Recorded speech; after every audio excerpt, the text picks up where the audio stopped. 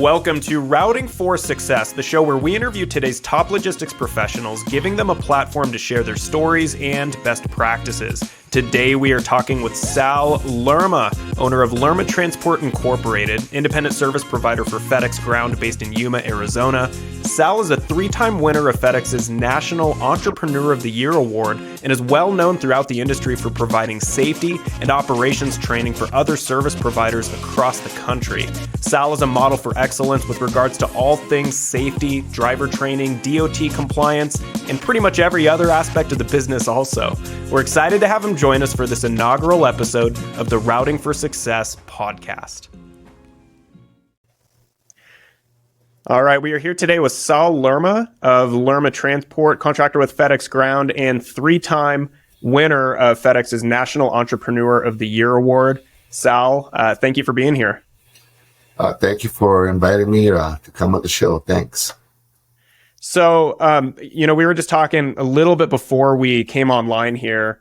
And really the purpose of this show, just for you and for everyone tuning in, I really want people to understand the diverse backgrounds of owners of these FedEx delivery routes, how it works, and really get into what works. And hopefully people find this entertaining, but also hopefully people come away with a few nuggets that they can use either to apply to their own businesses for our listeners who are FedEx contractors, or maybe someone's thinking of getting into it, or maybe a listener isn't even involved and they just find it interesting, or they have they're a stakeholder of some other sort who wants to learn more about the business. So I'm really excited to talk to you, Sal. You've been doing this a long time.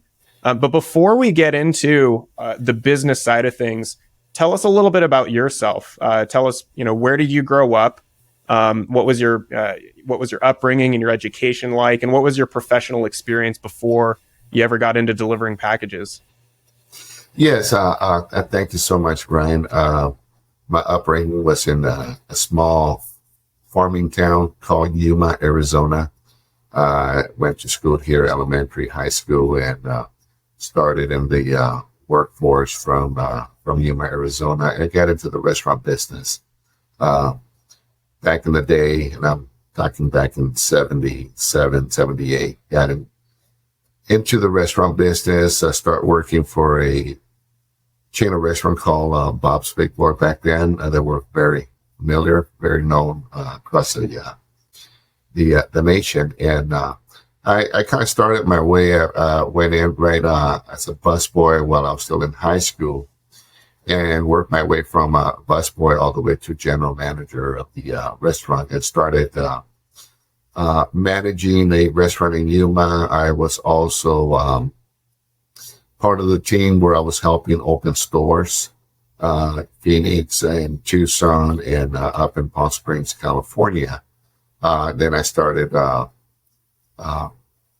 putting together like a task force. So I was traveling from Yuma to Tucson, Phoenix, working in different restaurants there. I did that for about 23 years. I kind of wanted to get into the transportation business. So I went into a trucking company called, it was a bottled water company down here in Yuma. It was kind of locally owned. And got my start there and learning more of the transportation, CDLs, pre-tripping, safety, rerouting, all those kind of things were that we had to learn, especially being interstate, Yuma in California. We're a border town, so we were traveling to California, so I had to learn the regulations on the trucking aspect of the side of the business. But at the same token, I kind of wanted to own my own business. And back in 2000, I saw in the paper down here, my wife actually showed it to me, Sal. Looked like FedEx is looking for owner-operators.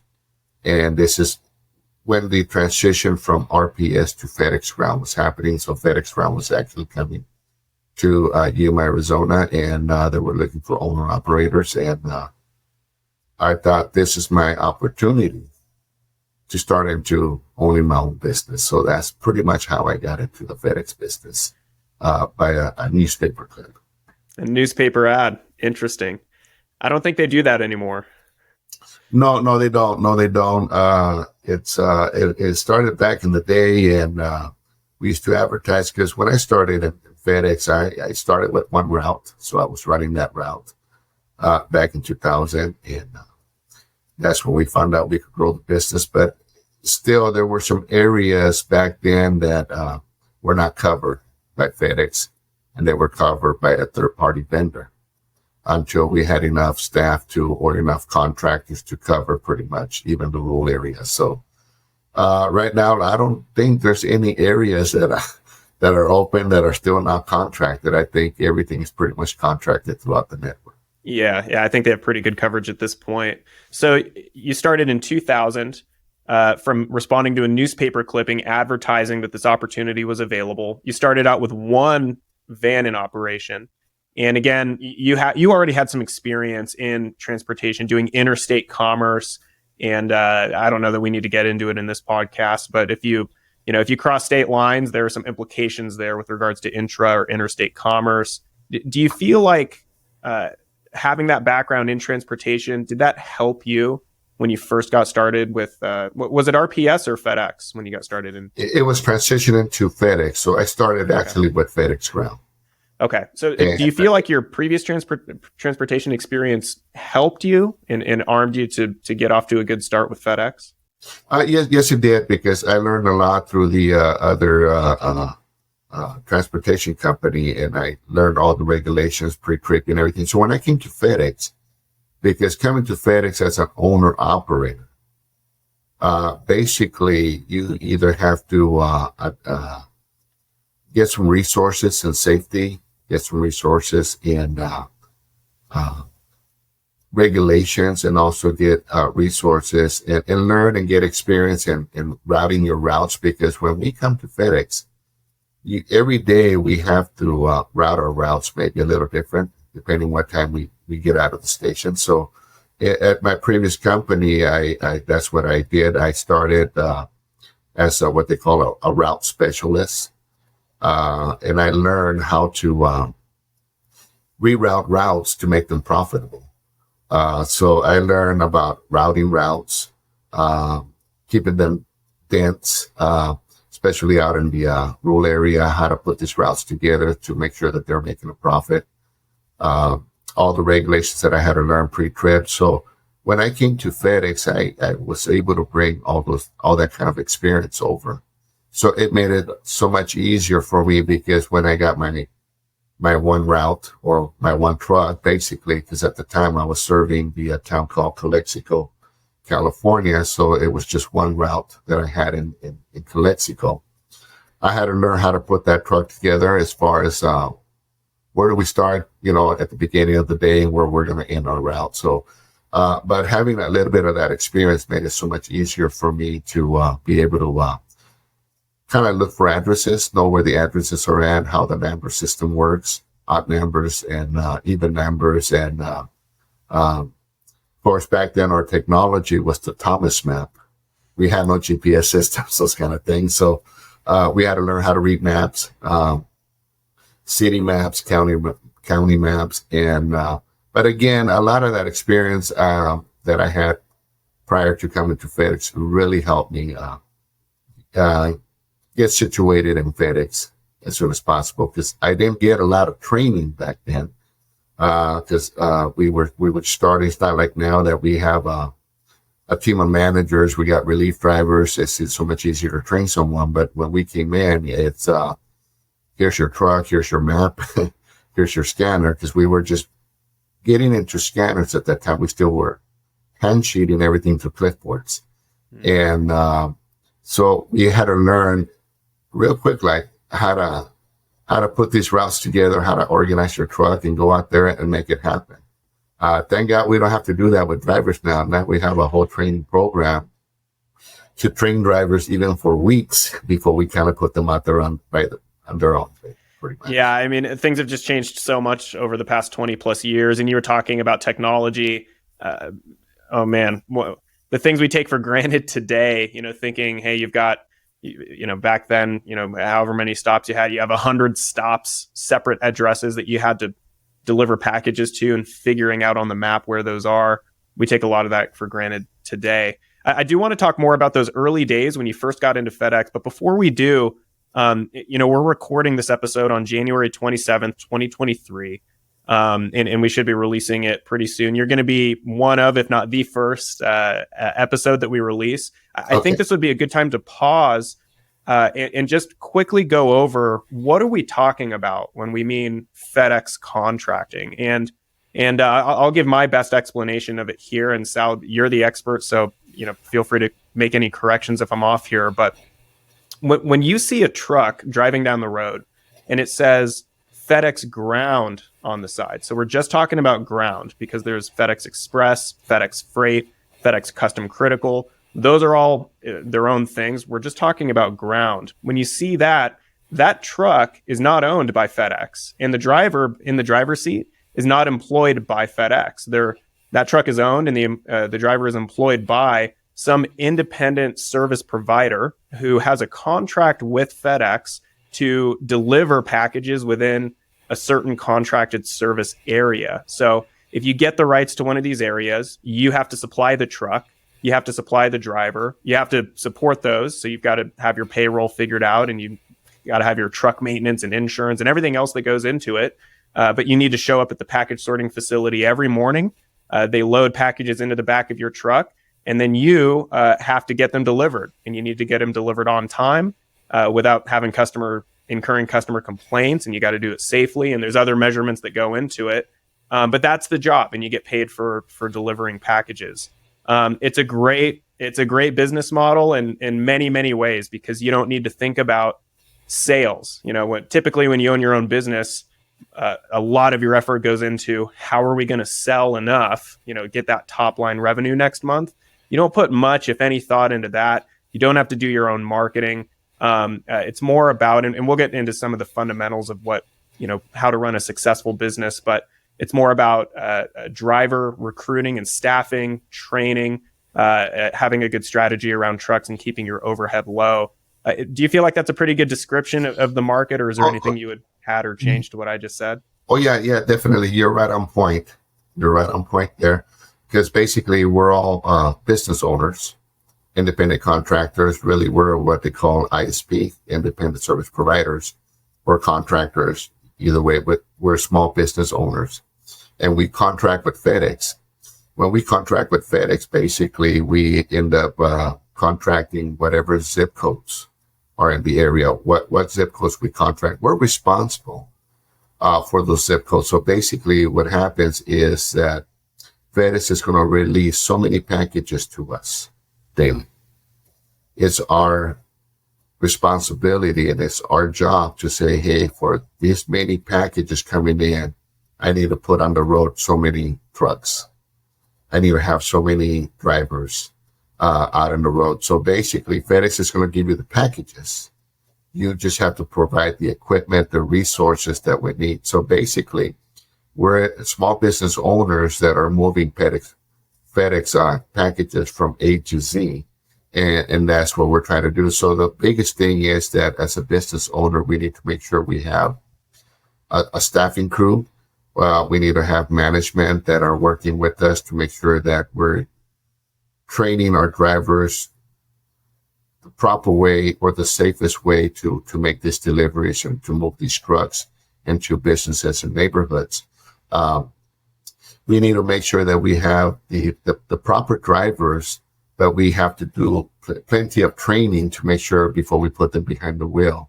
The better staff we have, the better we train our drivers through safety and customer service. The more productive we're going to be, the more we'll be able to do for FedEx, and the more we'll be able to do for ourselves too. So the more routes we could put out there together, or sometimes we could say, hey, instead of putting 13 routes up there, we could do it with 10 or 11 routes because we have our team trained properly.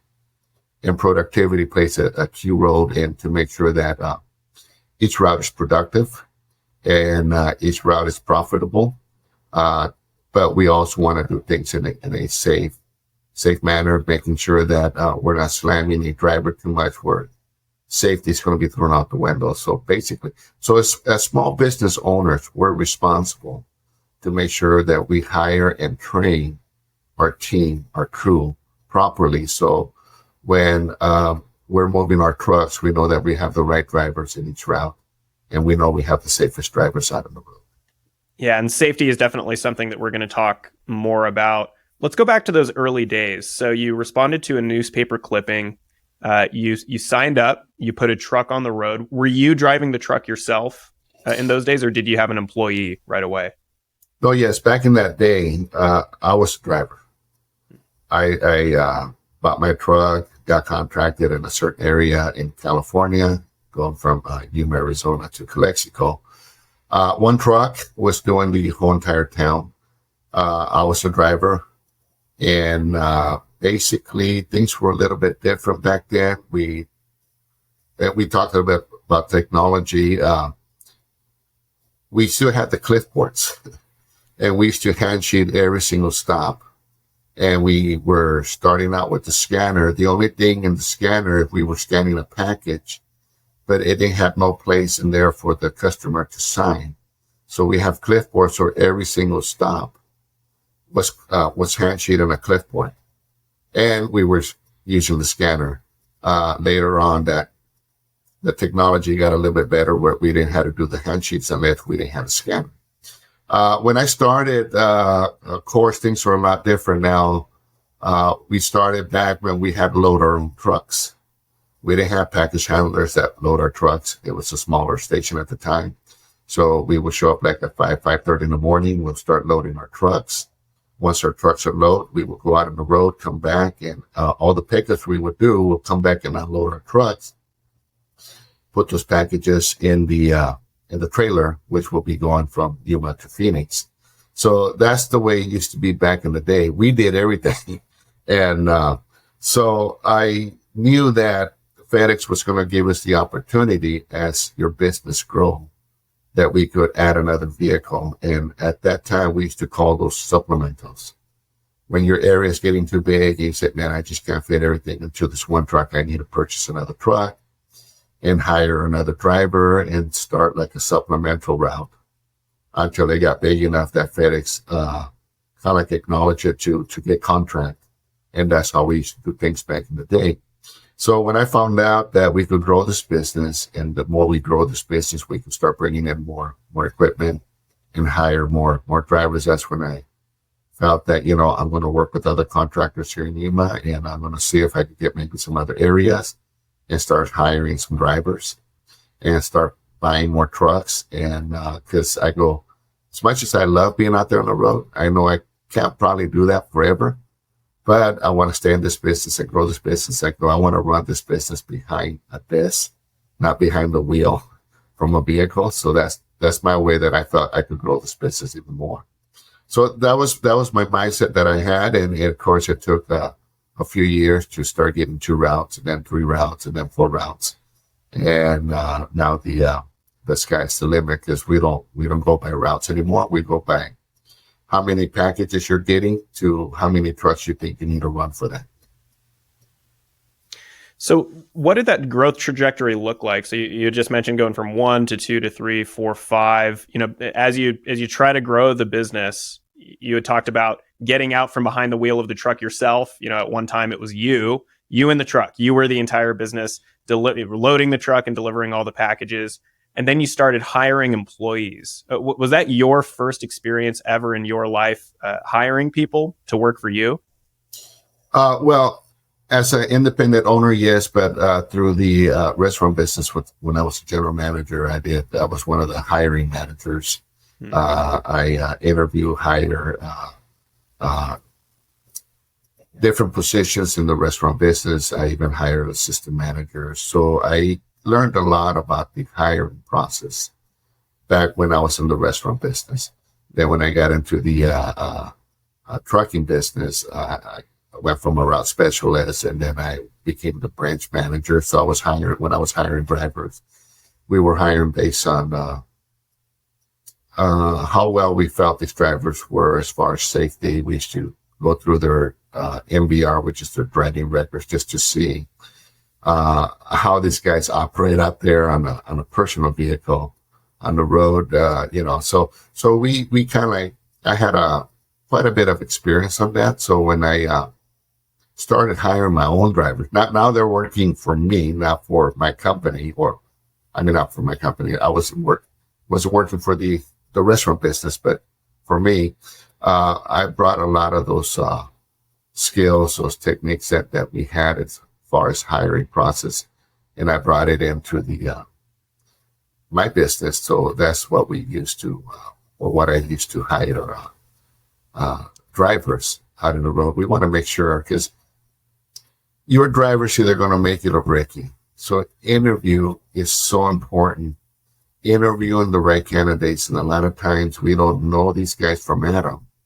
So we need to make sure that we interview every driver.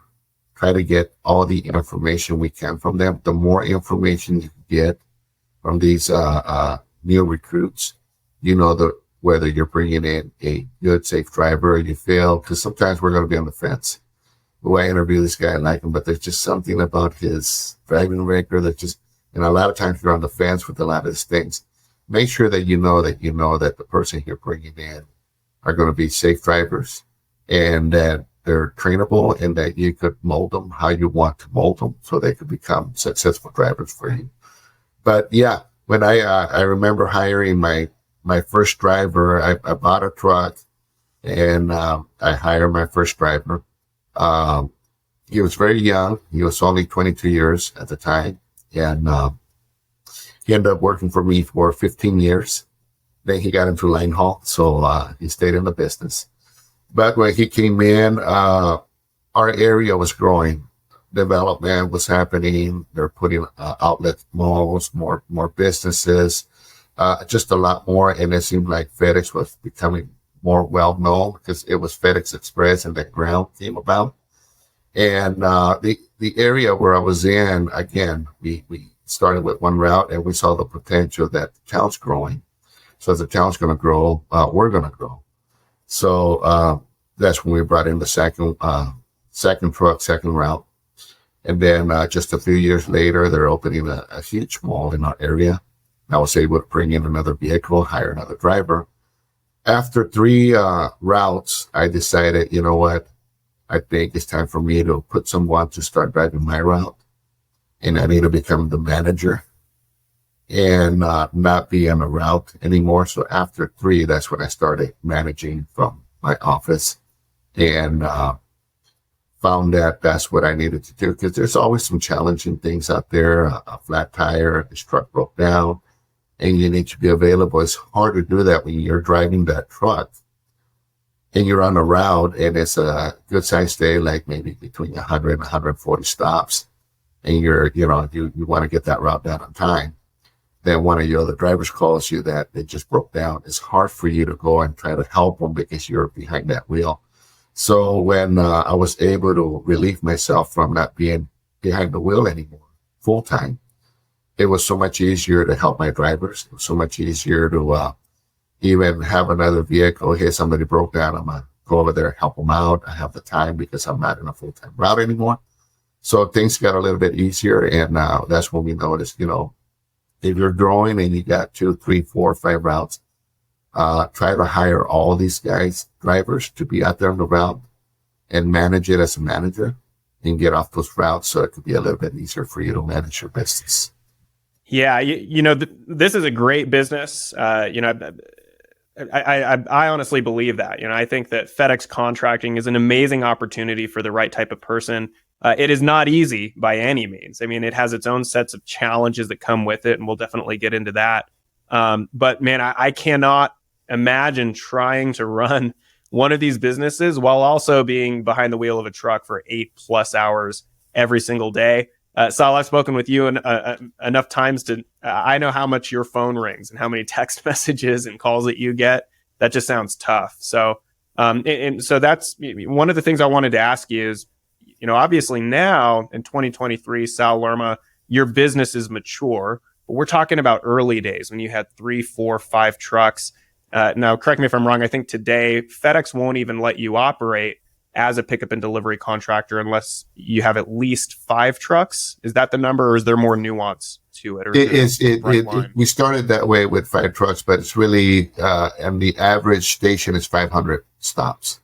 500 stops. Okay. 500 stops or more is what they're kind of looking for. And some of the rural areas where there are smaller stations, sometimes it could, maybe going to 400 stops, I think. But for an average station or bigger than that, it's 500 stops to get in. So you can't get in with one route anymore. Yeah. You can't get in with 2 routes. So basically, to get into FedEx now, you really need to be like a business owner with experience that know how to start managing the business, because the other side is your books, the financial part of the business, profit and loss statements, reports, and all kinds of different things. The administration part that we need. But back in the day, it was so much easier because you just ran your route. You come into the station, you do your report, you go home, you're done. There was no DRO. There was no other ways you're looking for your numbers. You're looking to see what kind of freight's coming in the next day. Now there's just a lot more to manage than before. Of course, I think it would have been almost the same way if we had 15 routes back in the day. You can't do it by yourself. You're going to need a team of managers that's going to help you manage your business so that you could be successful. Yeah, so we'll talk about some of the larger, scaled operations, of which yours would definitely be an example. But what would you say, or what advice would you give to someone who maybe is newer or brand new coming into the business with a smaller operation? So specifically, let's just start with the small operation. If you've got a business that's only doing 500 stops a day, what are some of the challenges that they can expect to face? And what would be some tips that you would give to them as to how to be successful running a small operation like that? The biggest thing is, even with 500 stops as an owner operator, you want to be able to train a team, but to do that, you're going to have either at least an elite driver or like the route supervisor that's going to help you build the team. Some of the challenges once you get up to at least 5 routes, is that you're dealing with humans, and with time to time, and this happens frequently, every terminal that I know, somebody's going to call in sick.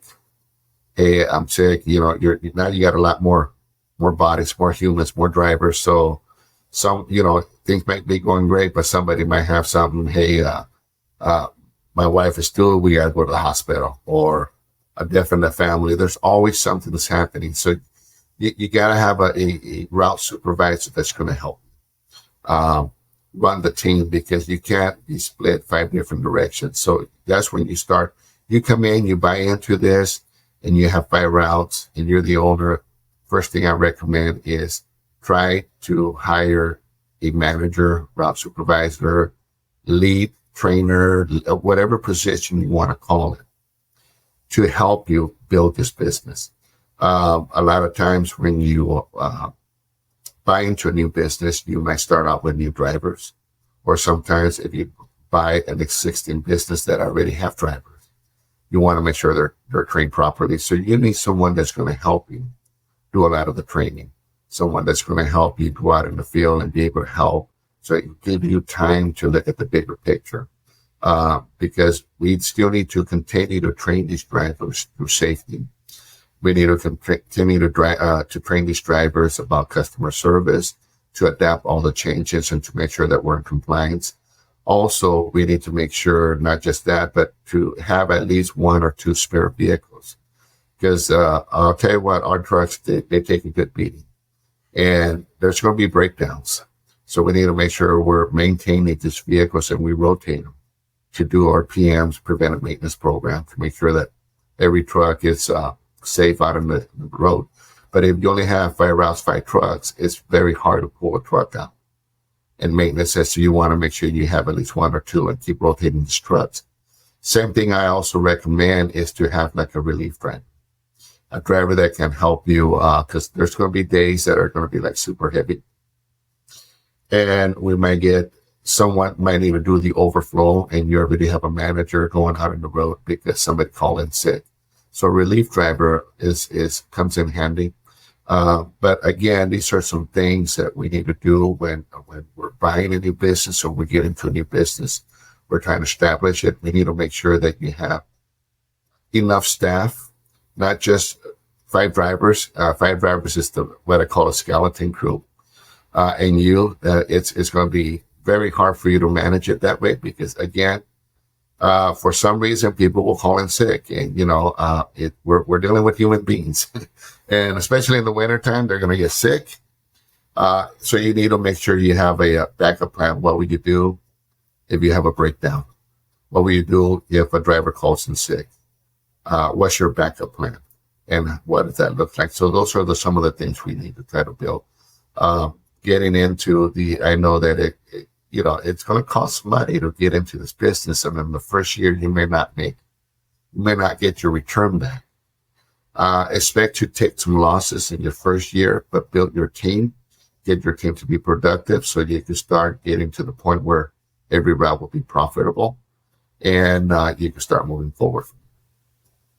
I feel like that's great advice. Sal, I hear a lot of times people talk about this business in broad strokes, and I hear people say things along the lines of it's plug and play. And I feel like it could be really easy for someone getting into the industry to say, well, I need 5 trucks, so I'll have 5 drivers, and they'll go out and they'll deliver the packages every day, and I can do my 4-hour work week, and it'll be easy. But some of the things that you were just talking about now, going from on paper to reality, those things are so important. You got to have that support network. You need to think about, okay, well, what happens if one person calls in sick? What happens if one person calls in sick while another person is on vacation? How do you handle those plans and having kind of a contingency plan worked out, and then extra trucks and everything else that goes into it? Hopefully someone listening finds that valuable and it gets the gears turning a little bit to think through some of those scenarios before they actually come up. Exactly. In a perfect world, 5 routes, 5 drivers is all you need. But we live in a world where there's going to be some challenges. We're going to live in a world where, things happen to people. And sometimes you got that driver calling you early in the morning. Hey, I can't make it in there. That accident, whatever it is. It could be anything that they can't come to work that day. That's the biggest question. What does your backup plan? What's your plan B looks like? Mm-hmm. And we need to make sure that when we buy into this business, we start putting together your plan A, your plan B, and sometimes you may even have like for peak we have a plan C, because sometimes we can't even run just plan A. We have to run plan B, plan C, because things happen during peak season. But is putting plans together and know that you can't just run with plan A all the time. You got to have that plan B. You have to have the staff ready to go. Get yourself a manager, someone that's going to share the same vision you have, and it's going to help you grow the business. Mm-hmm. Again, even if you do start with 5 routes, a year or two, I'll guarantee you're not going to have 5 routes. You're going to have 6, 7, maybe 8, because the business is growing. So always keep that opportunity so that know that you gotta have a driver available and a truck available, because if you start growing, boom, you put that relief driver. Now he's full-time driver, and you're gonna have to hire somebody else as a relief driver to help you. And I learned this a long time ago. The best time to hire a driver is when you don't need a driver. A lot of times when we hire drivers because we're down a driver or we're down 2 drivers and we need to plug in the holes, the best time to do is when you don't need one, because now you could take your time to hire the right person. Now you could take your time to train them properly through the safety program, take them out on the road and really train this guy, and try to say, hey, I need this guy on the road like yesterday. Hurry up, get him trained. Let's just, Because a lot of times we might not give them the proper training, and we're putting somebody behind the wheel that we probably could have done a better job in training. So I always recommend best time to train a driver or hire a driver is when you don't need a driver. Let's get that person in and let's take our time. We're not exactly taking our time, but let's take the time to train them properly.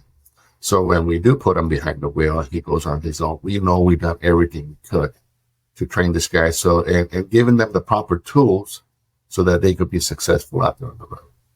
Mm. Yeah. The best time to solve a problem is before it ever arises. And, I think there's definitely something to be said as a business owner to have some healthy level of paranoia.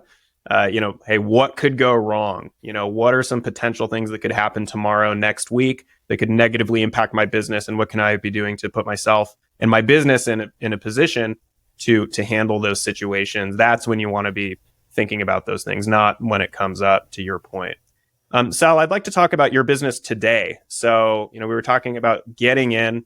You started out with one truck. You were delivering the packages, and then you began hiring. You got up to 3. You got out from behind the driver's seat, moved into a full-time manager role. Tell us about Lerma Transport today in 2023. How many trucks do you have on the road? How many employees are you managing? We have 19 trucks, and we run, it fluctuates depending on the season that we're in. We run, in this season, we run about between 15 and 18 trucks out there. Right now, as things slow down in our area, we're running between 13 and 15. We have 18 employees. I have a general manager that's been working for me for 17 years. He's the one that helped me run my business. He is very good with computers. And I'll tell you what, we really need managers that really understand these computers good, because we have a lot of programs that we run through the computer. And then I have a route supervisor. The general manager helps me with the administration part.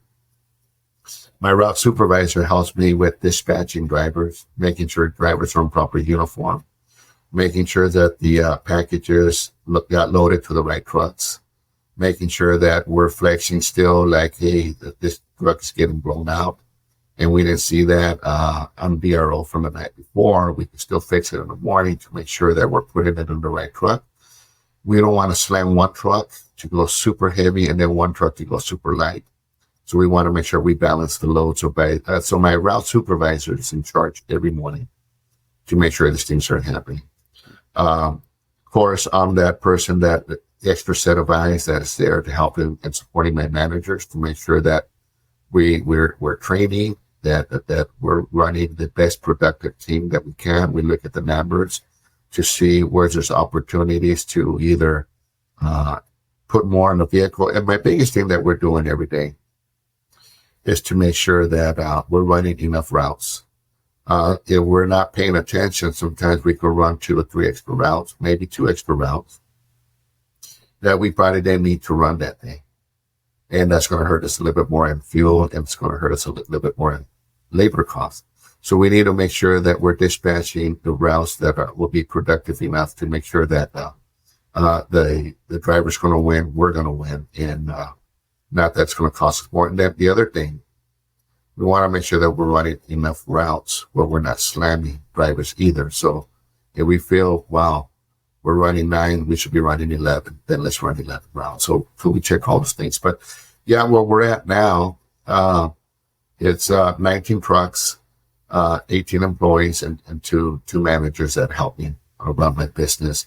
But on the same token, we have to stay on top of safety. We have to stay on top of our customer service numbers. We check for dispute deliveries. We check for NDSs, which is packages that were brought back and no attempt for delivery. We foreclosures. So we want to understand what's happening out there, especially around holidays. So there's so much to manage, even with 2 managers, that we split the responsibility because we want to make sure that things are going well in the morning. Mm-hmm. And while they're on routes, my managers are getting either texts or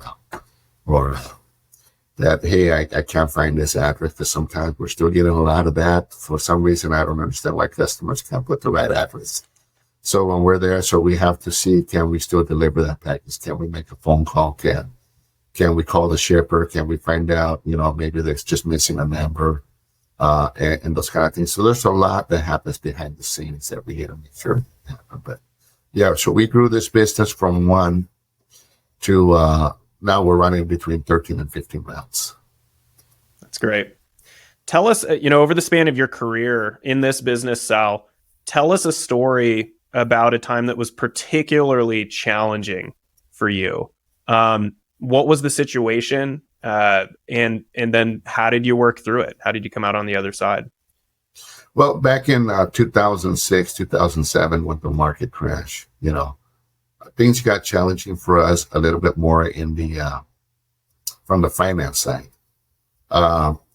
That's when we really had to learn a lot about training drivers to be productive. So, a lot of times, and it's just the economy, the way it goes, it's not only our business that was hurting, but businesses outside of FedEx. It was just challenging times for everyone. What I learned and what we had to do is that's where we really had to learn, how do we manage this business? Because before we just ran 4 routes, 3 routes, 5 routes. It's busy or it's light or whatever. We always ran the same routes every day. But when the money's not coming in and things are getting tighter because everything's more expensive, we had to figure out, okay, what do we do? How do we run this business? That's when we had to learn about training drivers to be productive and making sure that every truck that we're putting out on the road, what we put in that truck was going to be able to pay for the truck, for the driver, for fuel, and other expenses on that truck. If we felt we were running too many trucks and not enough freight, then that's when we start learning how to shut down a route. Hey, we got to shut down this route. We gotta cut down costs here. We got to trim over here. So we had to learn. The other thing, we were learning how to run these routes a little bit more efficient, because efficiency was something that we had to learn. It just didn't happen. So for us, what we try to do is run these routes a little bit more dense, and also the denser we could run these routes, if we could save 1 gallon to 2 gallons of fuel every day. It's all my areas is rural areas. So we're running about 150 to 180 or 90 miles a day. So we're going to the pumps every day. So we try to reroute some of these routes so they could run more efficient.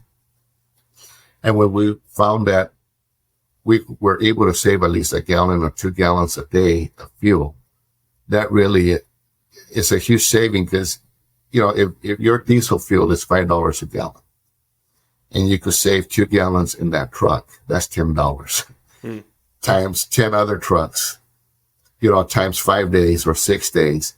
And then at the end of the month, so we were learning how to run routes more efficient. We were learning how to cut costs in areas that we felt, we don't need to do that right now, or let's do it this way. Let's add productivity, and let's turn around and try to make these routes more productive, train drivers, give them the tools they need so they could be more successful out on the road. At that time, there's some things that I kind of learned before we really tighten our belts and start really training drivers. We found that there was a whole lot of trying. Drivers are trying. We have a lot of great drivers out there, but a lot of them are trying. They're just not trained. They're trying to do the right thing. They're trying to deliver. They're making a lot of mistakes, but they're trying so hard. And a lot of times, like the old saying, you want to work smarter, not harder. A lot of times, if we could train drivers, give them the proper tools that they need, a trained driver could do a lot more than someone that we just threw out there. And they're trying to sink or swim, or they're just trying to say, and I have seen that sound like, hey, I'm trying, man. I'm trying, but every time I do this, I do that, I get in trouble. I'm not doing it right. And finally, we realize training needs to happen in every fleet. Training has to happen with every entity. The more training we could do, the better drivers we're going to get out of it. And I think that's the key there. So we had to learn a lot of these things. We had to learn how to organize, how to train, how to schedule, and how to identify how many vehicles really we need to be running on a daily basis. Yeah, and that's so interesting that you say that, because by that time you had already been in the business for 6, 7, 8 years. By the time the Great Recession impacted all of us, but that experience really was your education in how to get efficient, how to do more with less. And I'm happy you talked about that, because and many of our listeners to this show will already know this, but and if you didn't, you can imagine 2020 and 2021, because of what was happening in the United States with the COVID-19 lockdowns, people were forced to stay at home. A lot of people with kind of white collar behind the desk jobs, they didn't have to go into the office anymore. They were staying home. Everybody was staying home. And the impact that had on e-commerce and the home delivery business, it was a couple boom years. And then 2022, economically and for FedEx contracting, was one of the more challenging years in recent memories. And what I'd like to know, Sal, is, do you feel like your experience in going through the Great Recession in 2006, 7, 8, 9, did going through that experience help you prepare for kind of the tough economic environment for parcel delivery in 2022, or was it not difficult at all for you in 2022? I mean, maybe I'm projecting a bit here, but that's what I've been told by many other operators. What do you think? 2022 has been really, really challenging, but back through 2006, 2007 prepared me a lot more. And not only did it prepare me a lot more, but even through 2010, 2011, we face other challenges, not the economy challenge that we've been facing in 2022, but we face others where sometimes you'll lose 3, 4 drivers all at one shot. Now you're really shorthanded. What you do, how do you train, and you got to get back on your feet. So we learn to build teams, and the training aspect is training drivers to do their job, training drivers when we give them the proper tools, where we learn some things that we're going to have how could I say it? You're going to have better drivers and a slower turnover of employees, because once they're trained and once they know what they're doing, they're not just going to quit on you that fast. It's the drivers that they just felt like they're all over the place, and next thing you know, well, I'm quitting. So the training part really helped us. Going fast forward into 2022, that's when we really have to put a lot of these things together. Are we productive enough? Can we save a gallon of gas here by running more efficient? Do we really need to run 15 rounds? Can we run 14 and still be able to provide service and safety? So those were the things. So the administration part, am I utilizing my managers to help me be more productive? So there's a lot of things that have, through my experience, that has helped us to get to the point where we're at. But because I guess what's happening right now in 2022, your profit margin is very, very slim compared to what it used to be even 4 or 5 years ago. It's very, very slim. So any little thing we do out of the ordinary, it could put you on red for that week. You run that extra truck and we didn't not to run that extra truck, that might put you on the red. Any little things that, because the profit margin is so thin that anything could put you on red. So this is where we really have to run our business really tight, know what's happening, look at the euro, look at the numbers that are coming in. I always look at last year's numbers to see what happened that week. See if there's anything weird from last year to this year, to try to know, okay, hey, this week, this is what we're projecting. Listen, I think we could cut down a route. Let's just do that. And let's keep an eye on these routes. We have my management team out there to making sure that still safety and service is going to happen. But the biggest thing is training drivers to be productive, training drivers to know all the aspects of our vehicles as far as safety pre-trip. Because if we could pre-trip these vehicles right, and they go out on the road, they shouldn't break down. But if we're not pre-tripping properly and we miss that serpentine belt that's cracking already, and it was going to crack into 3 hours, and we didn't catch it in the morning. Now went on route. That truck broke down. Now we're behind, all kinds of things. So it's training drivers to run these routes more efficient. So it's training that we do. Also, we want to make sure in safety. So my goal through my whole training process that I do, because I have my program that I do to train my drivers. But the goal that I always have is to set the standard, set a safety culture at my business, and we need to live by that. Second, this program that I have is to help us prevent accidents, 0 preventable accidents. Also, to help us reduce the number of employee injuries by training them how to lift boxes, how to enter and exit their vehicles.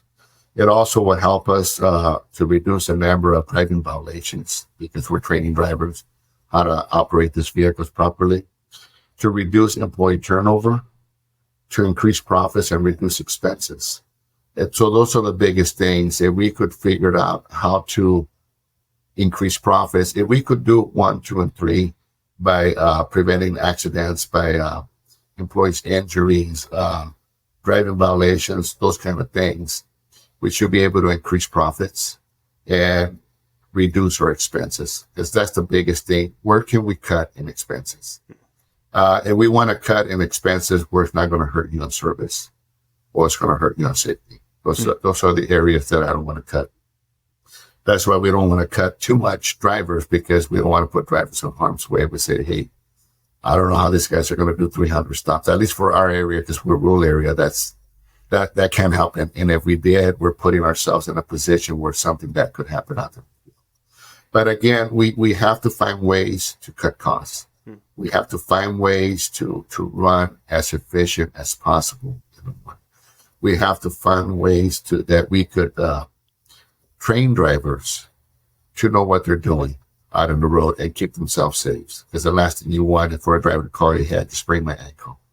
What were you doing? Well, I just jumped off my vehicle instead of using 3 points of contact. So the training helps us to reduce expenses and hopefully increase profits. So in 2022, we really had to tighten our belts and say, hey, we don't have a huge profit margin. So we have to learn to work with what we have.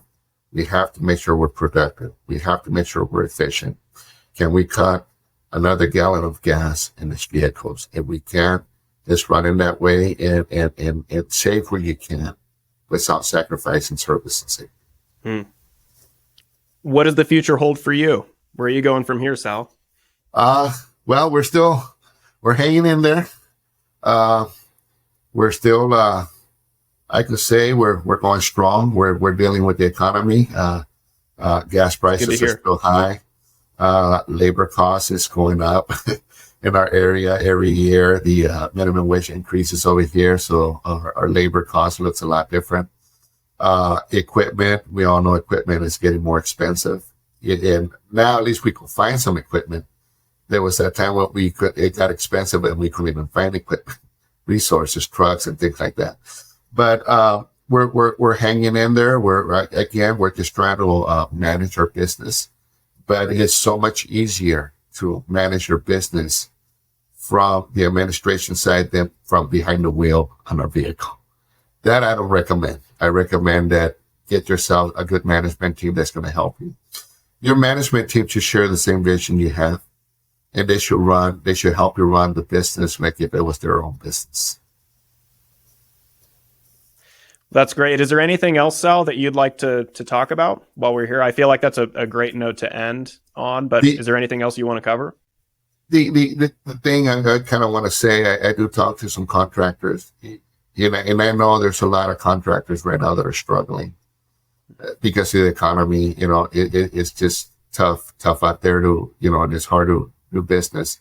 If there's a way you could hang in there and just try to do your best to run efficient. I'm being optimistic, and I know sooner or later, we're going to get out of this bad economy problem and things are going to get better. And when they do, the sky's the limit, because if businesses are going to keep growing. Right now, we might seem like we hit like a stumbling block where we're just not growing. We're stagnant. We're stale, but these businesses are going to continue to grow. Just hang in there and just try to run your business the best of your knowledge right now. But training is the key. Let's train employees and let's do more training and less trying. And I think we together, we're going to come out of this successful. I think that's a great note to end on. Sal, thank you for being on the show. I appreciate you. Thank you for the invite, Ryan. And it's always good to see you. It's always good to talk to you. Routing for Success is brought to you by AP Equipment Financing. In today's competitive market, it is essential to acquire the right trucks at a fair price and finance them in a way that makes sense for your business. Leveraging their extensive network of truck and van suppliers, the experts at AP Equipment Financing will help you locate the best deals on step vans, cutaways, panel vans, and more. Deliver them straight to your facility and finance them with low monthly installment options. Click the link in the description or visit apfinancing.com for more information. Routing for Success is an independent production of AP Equipment Financing and is in no way affiliated with or endorsed by FedEx Corporation, FedEx Ground, Amazon, or any other logistics company discussed herein. Thank you for joining us for this episode of Routing for Success.